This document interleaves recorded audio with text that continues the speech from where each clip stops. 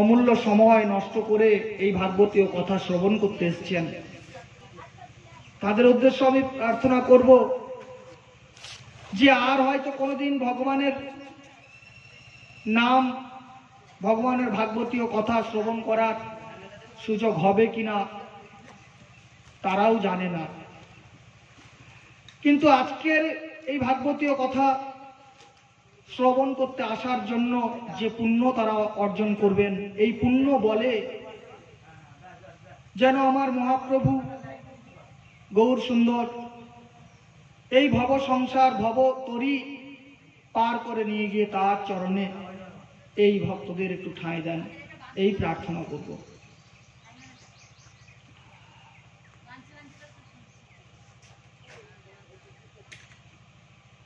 পাঠের আগে বলবো, সবাই ভালো আছেন তো আপনারা? এই মহামারীতে ভালো আছেন তো? ভগবানের প্রার্থনা করি আপনারা ভালো থাকুন। আমি যে পাঠটা বলছিলাম আমি আমার বন্ধুর জন্য একটুখানি শোনাবো, একটুখানি বলি। এই মনে করুন আমাদের দুটো পা আছে, এই দুটো পায়ের মধ্যে একটা পা মোটা হয়ে গেছে, একটা পা সরু হয়ে গেছে। এটা কি কোনো স্বাস্থ্যের লক্ষণ? নিশ্চয় না, এটা একটা ব্যাধি। তেমনি এই সমাজ জীবনে, পারিবারিক জীবনে, এই রাষ্ট্রীয় জীবনে এরকম একটা ব্যাধি কাজ করছে। ব্যাধিটা কোথা থেকে আসছে? ব্যাধিটা আসছে একটা ব্যক্তির জীবন থেকে আসছে। কিভাবে আসছে সেটা আমাদের জানতে হবে।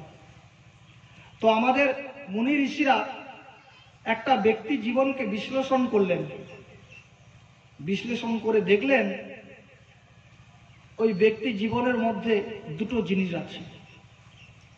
সেই দুটো জিনিস কি? একটা হচ্ছে দেহ আর একটা হচ্ছে আত্মা। তা দেহটা কি? এই রক্ত মাংসে গড়া শরীরটা হচ্ছে দেহ, আর আত্মা? এখন অনেকে বলছেন যে আত্মা আছে, এটা আমরা বিশ্বাস করি না। কিন্তু আমাদের মুনি ঋষিরা বলছেন যে এই মানুষটা তো একটা যন্ত্র না, একটা ঘড়ির মতো। একটা ঘড়ি যদি ভেঙে যায় তখন কি হয়? ঘড়িটাকে সারাই করার জন্য মিস্ত্রি নিয়ে আসতে হবে, তারপরে ঘড়িটা সারাই হবে, নিজে নিজে সারাই হতে পারে না। কিন্তু মানব দেহটা এমন একটা যন্ত্র যে কোথাও যদি আপনার কেটে যায় সে নিজে নিজেই ঠিক হয়ে যেতে পারে। Self repairing machine. যে সত্তাটার জন্য, যে বস্তুটার জন্য এই কাটা জায়গাটা নিজে নিজেই ভালো হয়ে যাচ্ছে, সেই সত্তাটার নামই আত্মা। আপনি মেশিনে তুলো দিচ্ছেন, তুলো দিলে সুতো হবে, সুতোর থেকে কাপড় তৈরি হবে, কিন্তু মেশিন নিজে কোনো লাভবান হতে পারে না। কিন্তু আমাদের দেহ এমন একটা যন্ত্র যেখানে খাদ্য দিলেই খাদ্যকে সে রক্তে পরিণত করে বল সংগ্রহ করবে, রক্তকে শোধন করবে। যে বস্তুটার জন্য দেহ এই কাজগুলো করতে পারছে, সেই বস্তুটাই হচ্ছে আত্মা। বোঝাতে পারছি? এই মনে করুন আপনারা যখন ছোট ছিলেন তখনও সেই আপনি ছিলেন, আবার যখন আপনি বড় হলেন সেই আপনি, আবার যখন যুবক হলেন সেই আপনি, আবার যখন বৃদ্ধ হয়ে যাচ্ছেন তখন সেই আপনি আয়নার সামনে গিয়ে চিনতেই পাচ্ছেন শত পরিবর্তনের মধ্যে যে আমি সেই মানুষটি। এবং অন্য কেউ আপনাকে চিনতে পারছে, শনাক্তকরণ করতে পারছেন। যে বস্তুটার জন্য আপনি আপনাকে চিনতে পারছেন শত পরিবর্তনের মধ্যে দিয়েও, সেই অপরিবর্তনীয় বস্তুটাই হচ্ছে আত্মা।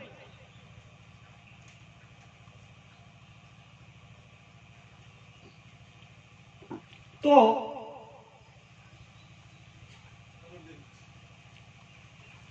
এই শরীরের মধ্যে ব্যক্তিকে বিশ্লেষণ করলে আমরা দুটো জিনিস পাচ্ছি।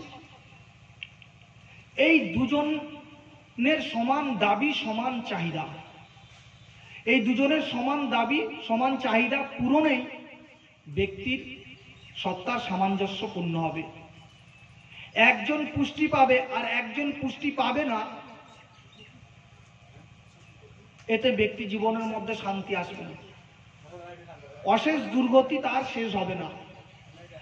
আর দুর্গতি যদি ব্যক্তি জীবনেই শেষ না হয়, তাহলে সমাজ জীবনেই বা কি করে আসবে, পারিবারিক জীবনে কি করে আসবে, বা রাষ্ট্রীয় জীবনে কি করে আসবে। কারণ আমরা দেখেছি যে একসময় বুর্জোয়া শ্রেণী, ধনীরা ক্রমশ ধনী হয়ে যাচ্ছে আর গরিবরা ক্রমশ বঞ্চিত হতে হতে হতে হতে তারা গরিব হয়ে যাচ্ছেন। তাহলে এক সময় কি করবে, যারা ধনী হয়ে যাচ্ছেন তারা ধনী হয়ে চলেছেন, আর যারা গরিব তারা গরিব হয়ে যাচ্ছেন। এক সময় ওই ধনী শ্রেণীর সঙ্গে ওই গরিব শ্রেণীরা সংগ্রাম করেছিল। কেন? যে ওরাই শুধু ভালো মন্দ খাবে আর বড়লোক হবে, ধনী হবে, আর আমরা গরিব হব। তখন এই গরিব মানুষগুলোই সংগ্রাম করে। ঠিক তেমনি আমাদের এই, আপনি বাজারে যান, 100টা দোকানে যান, গিয়ে দেখুন হাজার ধরনের জিনিস দেখতে পাবেন, হাজার ধরনের আপনি জিনিস দেখতে পাবেন। এই জিনিসটা কেবল আপনার দেহের সুখ স্বাচ্ছন্দ্যের জন্য। হাজার প্রকারের জিনিস আপনি দেখবেন দোকানে, লিপস্টিক থেকে নেল পালিশ থেকে চুলে কলপ করা, যা কিছুই আপনি দেখবেন তা এই শরীরের জন্য। আত্মারও যে একটা চাহিদা কিছু আছে, এইটা সাধারণ মানুষ অন্ধ, তারা কিছুই জানে না। তাহলে ঠিক আমাদের শরীরটা এইরকম খাদ্য পেতে পেতে পেতে পেতে পুষ্টি লাভ করছে, এদিকে আত্মা বঞ্চিত হতে হতে হতে হতে সর্বহারার রূপ নিয়েছে। এই যে ক্ষুধার্ত আত্মা তখন এই শরীরের বিরুদ্ধে সংগ্রাম করছে। সংগ্রাম করার জন্য আমাদের জীবনটা মনে হচ্ছে সংগ্রাম মুখর, জীবনটা মনে হচ্ছে অশান্তিতে ভরা। কিসের জন্য? এই জাস্ট এই শরীরের মধ্যে আত্মা ও দেহ, এই দুটো খাদ্যের বৈষম্যের জন্য। কেউ খাদ্য পাচ্ছে আর কেউ খাদ্য পাচ্ছে না। বাবাজি বোঝাতে পারছি? খুব ইম্পর্টেন্ট সাবজেক্ট। কেউ খাদ্য পাচ্ছে আর কেউ পাচ্ছে। তাহলে আমি আগে কি বললাম, ধনী শ্রেণী ধনী হচ্ছে আর গরিব মানুষ শুধু গরিব হয়ে যাচ্ছে। এক সময় ধনী শ্রেণীদের বিরুদ্ধে সংগ্রাম হয়েছিল, আবার হবে। ঠিক তেমনি এই আত্মা খাদ্য পেয়ে পেয়ে ও বুর্জোয়া হচ্ছে, ও পুষ্টি লাভ করছে, ও ধনী হচ্ছে, কিন্তু আমাদের আত্মা খাদ্য না পেয়ে গরিব হতে হতে হতে হতে সে সর্বহারার রূপ ধারণ করেছে। এই সমস্ত দুঃখের কারণ এই আত্মা তৃষ্ণার্ত, আত্মা অতৃপ্ত, তার জন্য। তাহলে আমরা এই পৃথিবীতে সমস্ত জীবমাত্রই জানি যে আত্মার খাদ্যটা, দেহের খাদ্যটা কি। দেহ আমাদের জড় বস্তু, তাহলে আমাদের দেহের খাদ্য কি হবে? জড় বস্তু। আত্মা চেতন বস্তু, আত্মার খাদ্য হবে চেতন বস্তু। আত্মা অবিনশ্বর, আত্মার খাদ্য হবে অবিনশ্বর। আত্মা শাশ্বত, আত্মার খাদ্য হবে শাশ্বত। আত্মা অপরিবর্তনশীল, দেহ পরিবর্তনশীল। দেহের খাদ্য হবে পরিবর্তনশীল আর আত্মার খাদ্য হবে অপরিবর্তনশীল। তাহলে আমরা একটা সাধারণ হিসেবে পেলাম যে আত্মার ক্ষুণ্ণবৃত্তির জন্য আমাদের একটা শাশ্বত নিত্য চৈতন্যময় সত্তার প্রয়োজন। এই চৈতন্যময় নিত্য শাশ্বত চৈতন্যময় সত্তাই হচ্ছেন ভগবান।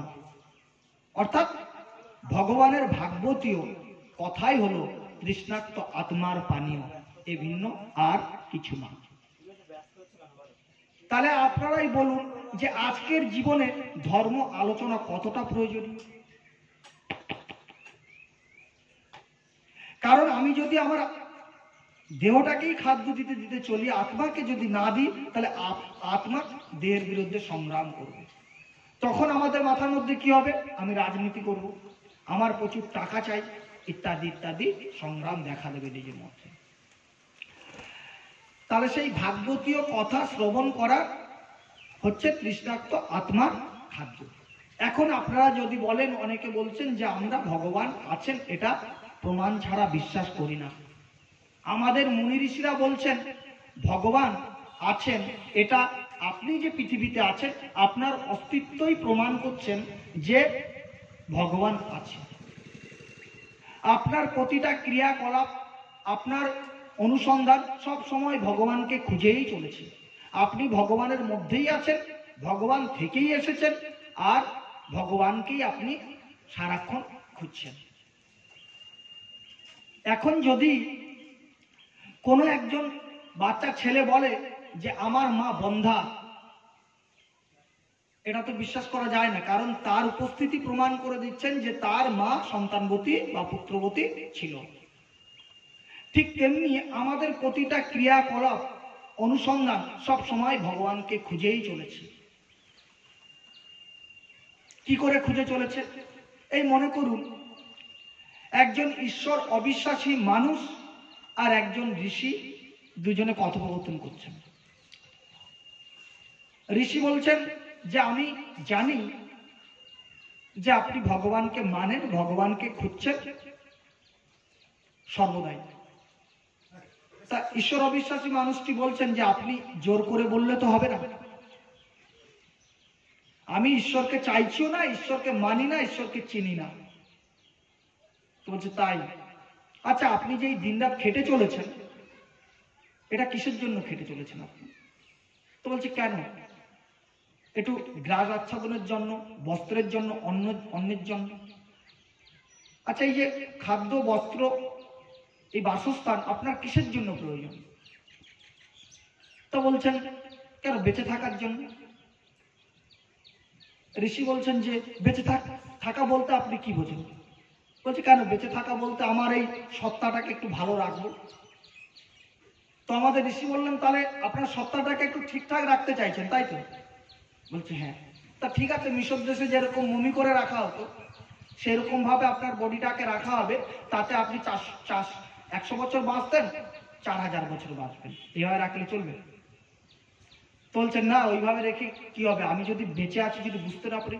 তো বলছে আপনার সত্তাটাকে টিকিয়ে রাখতে চাইছিলেন, সত্তা তো টিকে আছে। বলছে না, ওইভাবে রাখলে হবে না। তা কিভাবে?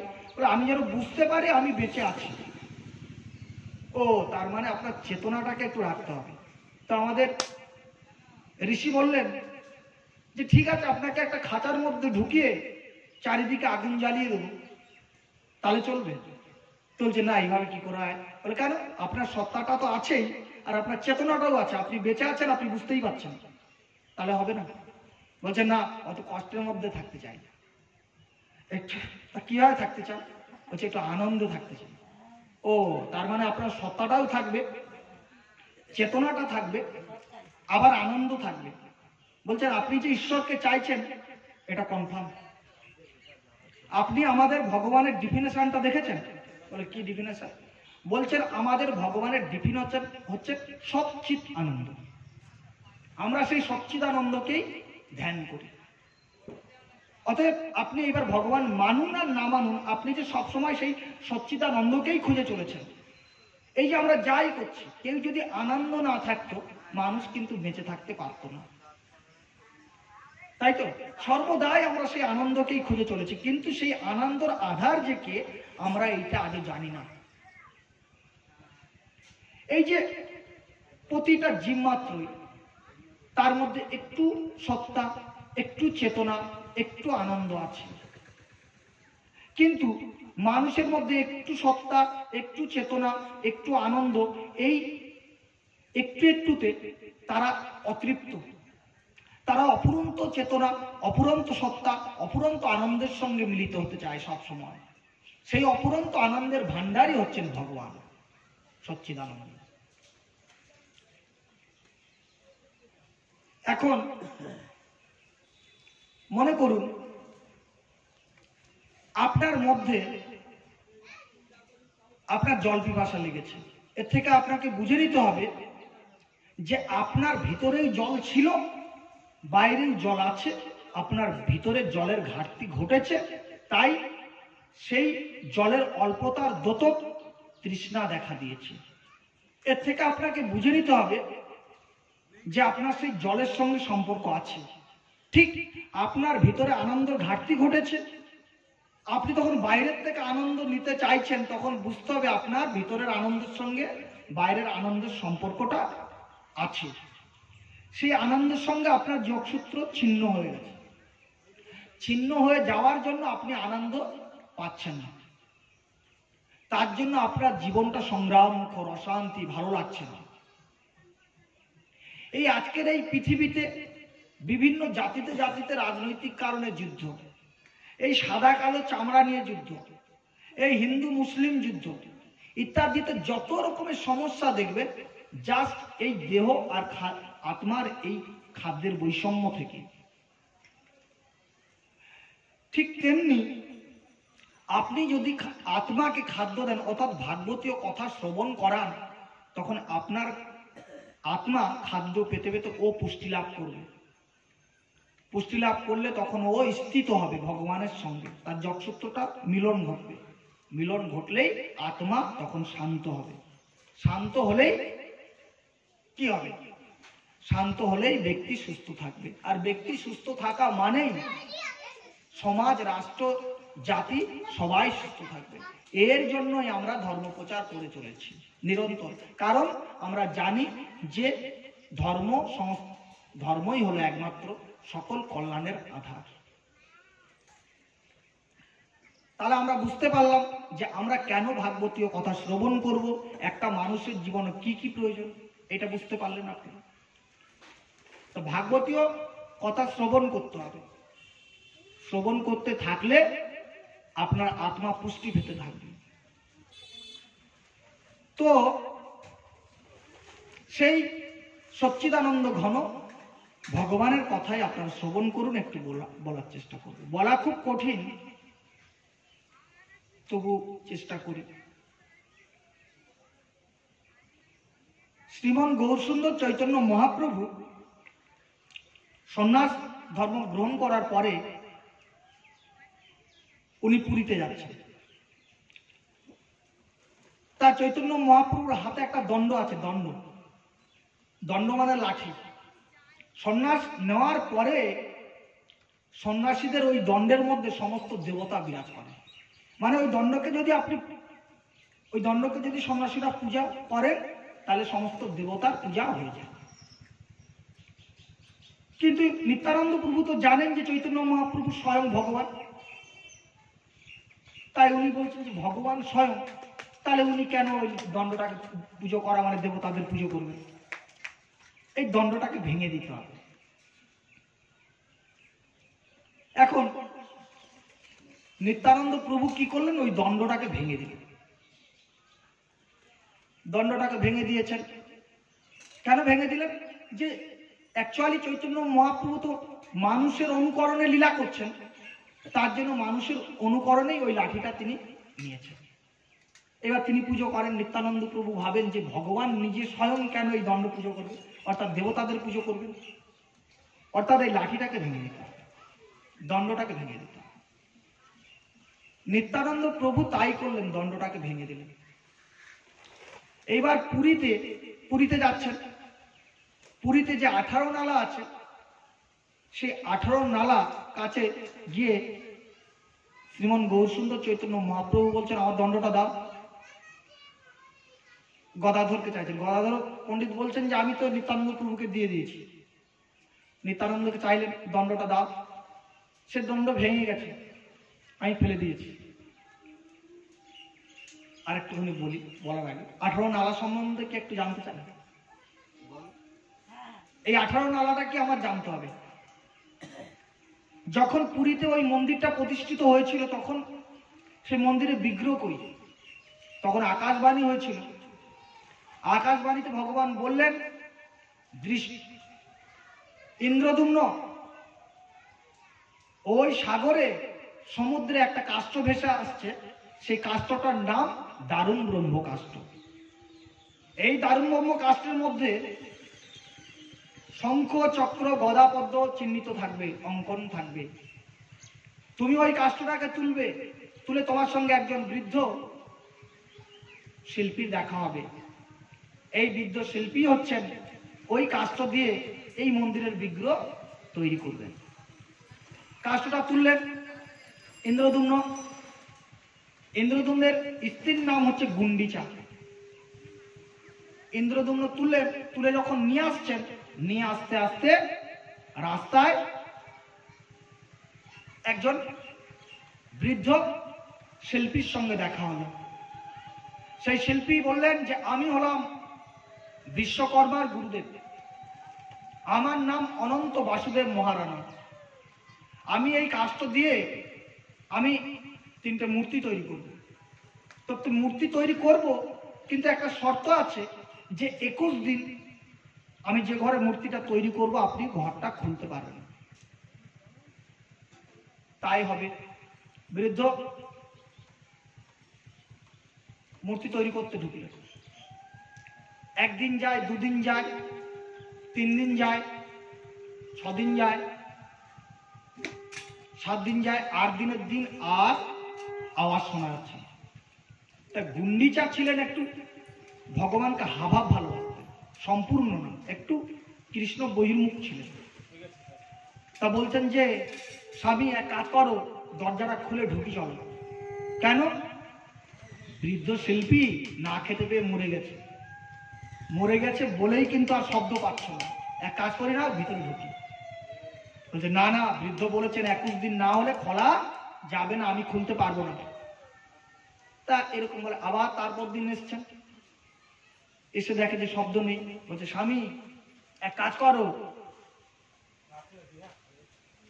করো, এই বৃদ্ধ শিল্পী না খেতে পেয়ে মারা গেছে, তুমি খোলো। এরকম দিন যায়, এই দিন যায়, এই দিন যায়। 18 দিনের দিন দরজা খুলে ঢুকেছে। দরজা খুলে ঢুকে কি আশ্চর্য, 3টে মূর্তি অসম্পূর্ণ অবস্থায় রয়েছে, 3টে মূর্তি। তখন ইন্দ্রদ্যুম্ন তো খুব দুঃখ পেলেন, ইস আমার জন্য এই 3টে মূর্তি আজকে সম্পূর্ণ হতে পারলো না, কি অন্যায় না আমি করে বসলাম। তখন জগন্নাথ বললেন, ইন্দ্রদ্যুম্ন এটা তোমার দোষ না, এটা পূর্ব নির্ধারিত হয়ে আছে। দাপর যুগে আমি একটা লীলা করেছিলাম, নারদ মুনিকে কথা দিয়েছিলাম যে এই মূর্তি কলিযুগে প্রতিষ্ঠা হবে, তাই আজকের কলিযুগে প্রতিষ্ঠা হলো। তুমি ভাবছো যে তুমি ঢুকেছ বলে আমি যে অসম্পূর্ণ হয়েছি তা নয়। তাই ইন্দ্রদ্যুম্ন বললেন যে প্রভু কিভাবে হয়েছিল যদি একটু বলেন। বলছে শোনো, তখনকার দিনে প্রভাস যজ্ঞ হয়ে যেত, তো যজ্ঞ হয়ে যাওয়ার পরে ভগবানদের যারা যজ্ঞ করতেন তাদের বোনের গায়ে স্পর্শ করতেন। এখন ভগবান শ্রীকৃষ্ণ দাপর যুগের কথা বলছেন, যখন ঘুমন শুধু কাঁদে, চোখের থেকে জল গড়ায়, জল গড়িয়ে আসে। তা একদিন ভগবানের 2 স্ত্রী রুক্মিণী আর সত্যভামা ভগবান শ্রীকৃষ্ণের কানে কান পেতে শুনছেন যে আমার স্বামী কাঁদে কেন। কান পেতে শুনছেন যে ভিতর থেকে শুধু একটাই আওয়াজ আসছে যে রাধা রাধা রাধা। তখন ওরা দুজন ভাবলেন সত্যি তো আমাদের জানা দরকার এই রাধারানীর সঙ্গে আমাদের স্বামীর কি সম্পর্ক ছিল, কতটা সম্পর্ক ছিল, এতই সম্পর্ক বিয়ের পরেও কাঁদছে। এবার নারদ মুনির নাম তো শুনেছেন আপনারা, লাগানি ভাঙানিতে একদম কটু, বুঝতে পারেননি। হিরণ্যকশিপু জিজ্ঞেস করেছিল, বলছে আপনি আমার সঙ্গে যুদ্ধ করতে পারবেন? তা নারদ মুনি বলছে আমি যুদ্ধ করতে পারবো না, তো যুদ্ধ কিভাবে বাধাতে হয় আমি সেটা ভালো জানি। যুদ্ধ করতে আমি পারবো না, কিন্তু যুদ্ধ কিভাবে বাধাতে হয় সেটা মোটামুটি গুরু কৃপায় আমি ভালো শিখেছি। সেই নারদ মুনিকে ভগবান শ্রীকৃষ্ণ বলে দিয়েছেন তুমি যেন খবরদার দ্বারকাপুরীতে ওই রাধার কথা বলবে না, রাধার কথা বললে রাধার বিরহে কিন্তু আমি আর থাকতে পারবো না, এটা বলে দিয়েছেন, প্রতিজ্ঞা করে নিয়েছেন। তারপরে রুক্মিণী আর সত্যভামা তার পায়ে হাতে ধরে না কি সম্পর্ক বলতে হবে, বলতে পারি, শর্ত আছে। শর্তটা কি? বলছে ওই সুভদ্রা প্রবাসযোগ্য হয়ে গেছে, তো এখন বোনের গায়ে আর দাদারা স্পর্শ করতে পারবে না। তাহলে সুভদ্রাকে দরজার মুখে দাঁড়িয়ে করে দেবে, তাহলে ভগবান শ্রীকৃষ্ণ আর ঢুকতে পারবে না। আর যখনই ঢুকবে তখন সুভদ্রাকে বলবে, সুভদ্রাকে সরে যা, তখন আমি জানতে পারবো, আমি ও গল্প বন্ধ করে দেবো। বলে ঠিক আছে। গল্প চলছে, হঠাৎ ভগবান শ্রীকৃষ্ণ আসলে, সুভদ্রা তুই এখানে দাঁড়িয়ে আছিস কেন?